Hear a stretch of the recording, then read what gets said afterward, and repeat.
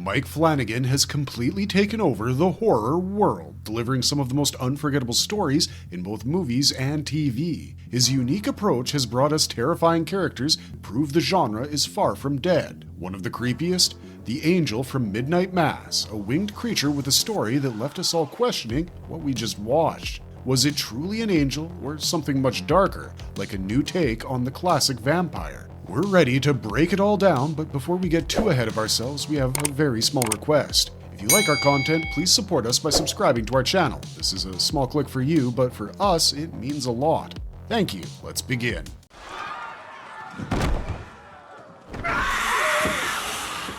Angel, the winged nightmare. Looking like a typical vampire with wings, Angel stands out as one of the most intriguing characters on screen. There's been a lot of mystery surrounding the origins of the character, but what can be assumed about it is that it might have been a fallen angel that was left captive in a cave in the deserts near Jerusalem. While we will discuss this arc later on, it's important to note that the character's arc references many events that feel as if they're picked right from some biblical events and does manage to bring some clarity about him. So, before we indulge in any more theories, let's take a look at how much we've gathered about this nightmarish creature from the events of Midnight Mass. The Arc of the Angel. In 2021, Monsignor John Pruitt of Crockett Island, played by Hamish Linklater, was on a pilgrimage to Jerusalem while suffering from a worsening dementia at an old age.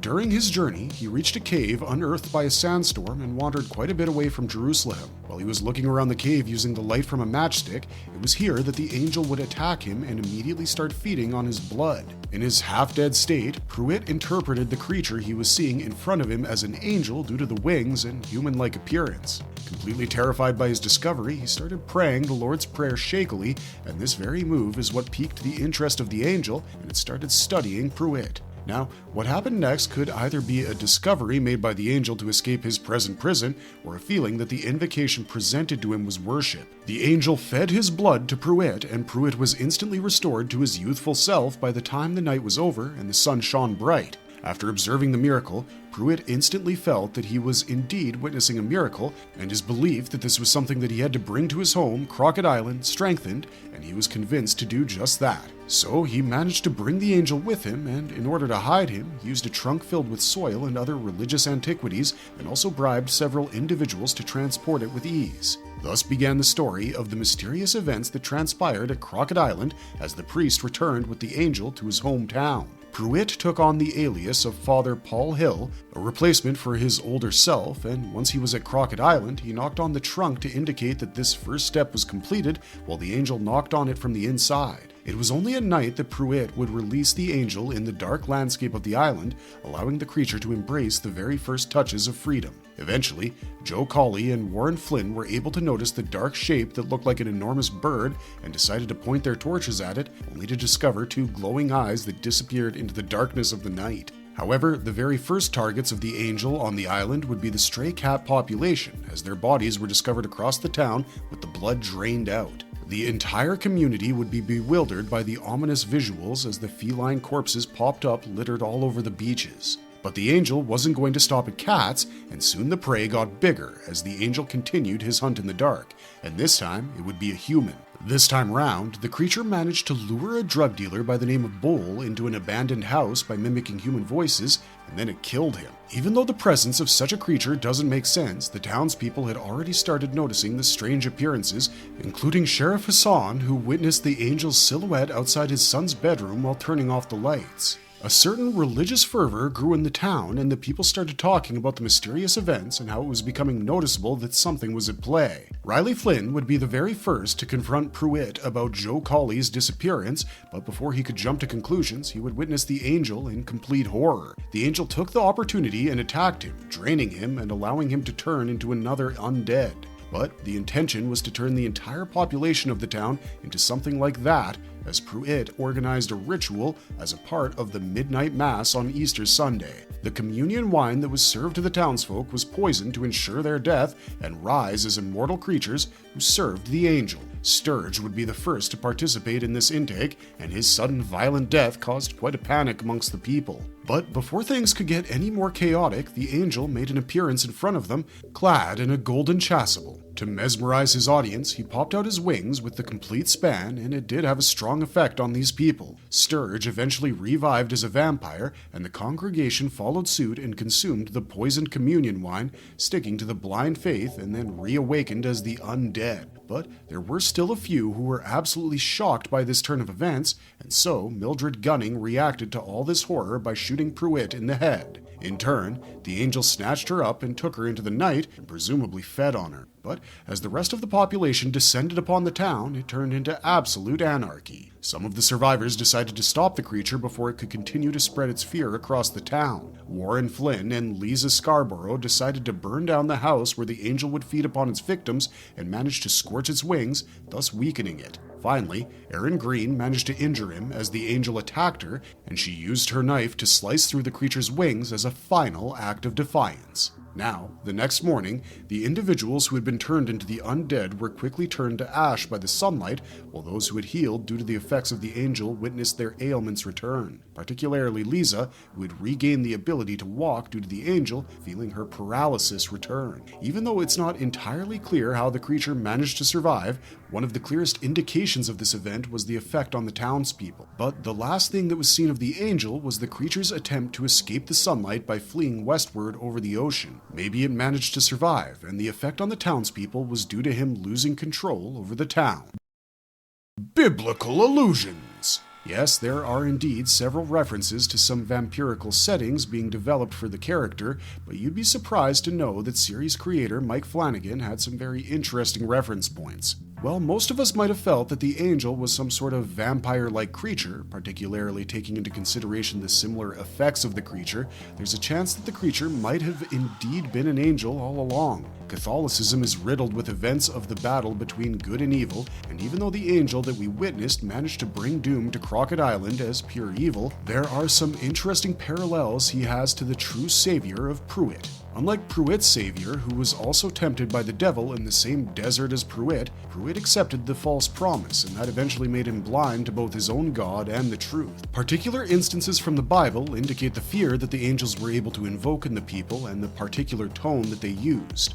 In fact, when the angels spoke to the shepherds, they said, "Fear not, for behold, I bring you good tidings of great joy, which shall be to all people." Some of us might have heard it from Linus in A Charlie Brown Christmas, but it brings a certain clarity about the interactions between angels and humans. In fact, the angels were not against the idea of no physical interaction with mankind because the Bible passage Genesis 32 focuses on the event where Jacob wrestles with an angel. Jacob didn't let go of the angel till the angel could bless him, and in turn, the angel managed to displace his hip in the fight. Even though the displaced hip would be something that would bring him pain for the rest of his life, he would still consider it a part of the spiritual boon because he considered he saw God face to face and walked away from him. Doesn't this particular event have some similarities to the events of the first interaction between the winged creature and Pruitt? The two also wrestled with each other, but in this particular scenario, Pruitt was someone weaker than Jacob, and also, his lifelong pain wasn't a displaced hip, instead, it was the much more sinister blood-sucking. While Jacob's blessing was of the spirit,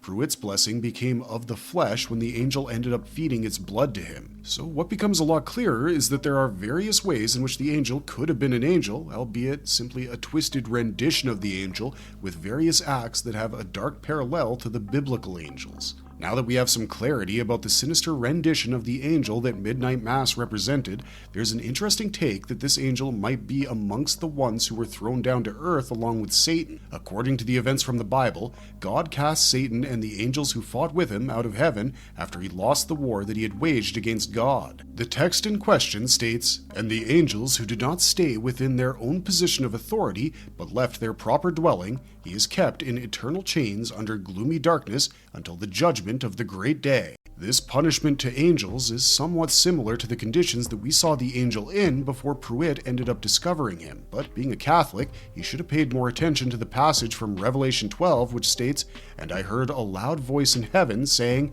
Now the salvation and the power and the kingdom of our God and the authority of his Christ have come, for the accuser of our brothers has been thrown down, who accuses them day and night before our God. And they have conquered him by the blood of the Lamb and by the word of their testimony, for they loved not their lives even unto death. Therefore rejoice, O heavens, and you who dwell in them. But woe to you, O earth and sea, for the devil has come down to you in great wrath, because he knows that his time is short. Now, even though Satan was punished and imprisoned, it wasn't a permanent means of protecting mankind, and after 1,000 years he would be released for a little while, and when he's free, he will lead others astray, particularly old men who have lost their way in the desert along with their faith. Before Pruitt, the Antichrist made an attempt to tempt Jesus too, but unlike Jesus, Pruitt accepted the offer made to him. Now, even though he didn't get a renewed spirit in return, he did manage to get a renewed physical body that further solidified Pruitt's belief that the creature was indeed an angel,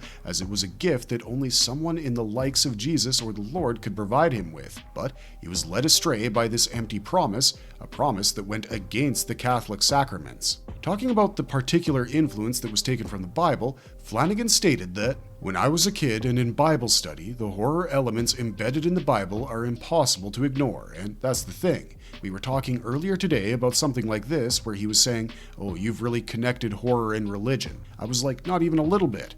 No, we didn't do that at all. That's already there. If you open the book, you've got angels patrolling through Egypt and slaughtering the firstborn, and you've got rivers turning to blood. You've got a plague of locusts and a pillar of fire, which is the first sky beam in entertainment history. And you've got a god who's thrilled to just murder people at will and full of wrath, and women, children, doesn't matter. He gets angry, drowns the planet. You've got demons, you've got talking serpents, you got people being torn apart, tortured, it's all there. The Bible is a blood-soaked text, and that's what I think has actually happened, is that a lot of horror literature has just liberally borrowed from a number of scriptures and ancient mythologies. This isn't unique to the Christian Bible at all. And, in fact, a lot of the older religions, the further back in history you go, the bloodier it is and the more horrific. I think it's because the reason we need horror and the reason we're all attracted to religion at various times in our lives comes from the same issue, which is our fear of the natural world. If there's a volcano that erupts and we don't understand what a volcano is, we create a religion around it. We create a god to explain why all this fire came out of the ground and killed everybody. If there's a drought and our crops die, or there are predators in the night that are breaking in, we're storytellers. That's how we explain and understand the world. We can only seem to process the world around us if we put it into a story, and we let that story deal with it. And so, a lot of our myths, a lot of our religions, come from the same anxieties that we also explore in horror fiction. We don't want to deal with the violence inherent in us as individuals, so we confront it cathartically in a slasher movie. Mike Flanagan surely knows his way around the Bible and makes these deep references that work as clear ideas that the creature was indeed an angel, while having a doubtful thought if that's entirely true. We might not have a clear answer if the creature was indeed an angel, but we surely know that as someone who served the faith, Pruitt failed to get God's plan right. Horror icons that influenced this character. While we wonder how much the angel might be a real angel, there are clear references to certain characters in pop culture that have also influenced this particular creature. The very first amongst these has to be Bram Stoker's Dracula, as the arc that follows is very much similar to that, except for the fact that the individual who brings the angel to the island was a priest himself. In fact, the creature's appearance is very similar to the likes of Dracula or even Nosferatu. Even though there are means through which Dracula manages to manipulate societies, the way that the angel worked is a lot more similar to Barlow from Salem's Lot, the vampire who managed to corrupt an entire town and turn it towards vampirism. Considering Flanagan has always shown his keenness towards Stephen King's work, it wouldn't be surprising if Barlow was a major influence for the angel and his work at Crockett Island. There are a lot of such creatures that could be considered references for the angel, but we feel that the biblical references work a little better. The power of belief. Now, let's glance over some of the powers that we were able to witness that the angel managed to use to manipulate its victims and eventually destroy a devout's faith. The angel was invincible and could recover from severe wounds that would be considered fatal to a human. Apart from that, the angel had absolutely terrifying physical prowess that it could use to snatch its victims and overpower them quite easily. The one that really stood out in this particular narrative in terms of the angel's abilities was the means through which it could use its blood to create followers who started exhibiting similar features. Even though it's not entirely focused upon in the series, there's a chance that he was actually a lot more intelligent than Pruitt expected and managed to use religion as a ruse to get into the town and cause havoc and use it as a new feeding ground after years of imprisonment. But the coolest thing that added to the celestial imagery of the creature has to be the way that it could retain its ability to fly, something that's not as pronounced in other creatures like vampires.